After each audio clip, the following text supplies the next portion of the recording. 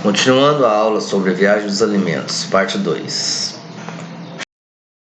A pré-história compreende o período que vai desde a origem do ser humano a mais de 3,5 milhões de anos até o surgimento da escrita, há quase 6.000 anos atrás. Essa denominação, aceita entre os estudiosos desde o século XIX, reflete o pensamento da época, de que a história da sociedade somente poderia ser registrada por meio da escrita. Assim, as sociedades que não dominavam a técnica da escrita ficaram conhecidas como pré-históricas, e aquelas que sabiam ler e escrever passaram a ser denominadas sociedades históricas.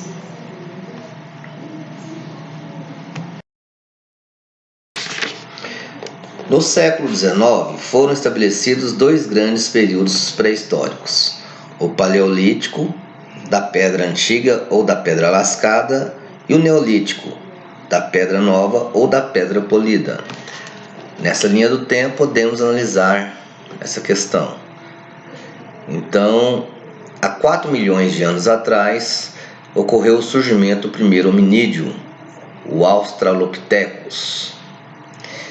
E esse período vai até cerca de 10.000 anos antes de Cristo, que compreende aí o período paleolítico ou idade da pedra lascada. De 10.000 anos antes de Cristo até 4.000 anos antes de Cristo, nós temos o Neolítico, que é a idade da pedra polida. O surgimento da escrita ocorreu em torno de 3.300 anos antes de Cristo, né? E esse período foi muito importante, dado como período histórico. O ano 1, com o nascimento de Jesus Cristo, né, começou então a era cristã. E nós temos até hoje, que é o 2019 depois de Cristo, que é um período que a gente estamos vivendo hoje. A origem da agricultura. Outra grande mudança na vida dos seres humanos foi a prática da agricultura. Essa prática teve início por volta do ano 10.000 a.C. Em qual local? No Extremo Oriente e no Oriente Médio, em uma região denominada Crescente Fértil, que era uma região muito fértil devido aos rios que ali se encontram.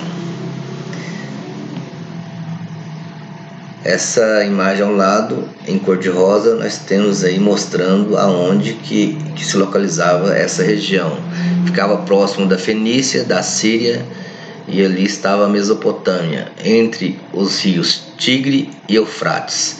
Mesopotâmia significa meso, meio, potâmia, rios, entre rios.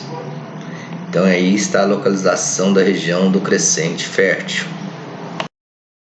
Essa região era muito fértil por causa das enchentes que ali ocorriam entre o rio Tigre e Eufrates, também o Nilo e o Jordão, que banhavam essa região, permitindo assim o cultivo de várias espécies de plantas. Os seres humanos fixaram residências. Como agricultores, os seres humanos alteraram sua relação com a natureza, tornando-se agentes transformadores do ambiente. A partir desse momento, foi necessário acompanhar o desenvolvimento dos produtos que plantavam até a sua colheita. Desse modo, os indivíduos permaneceram mais tempo em um determinado local, tornando-se sedentários.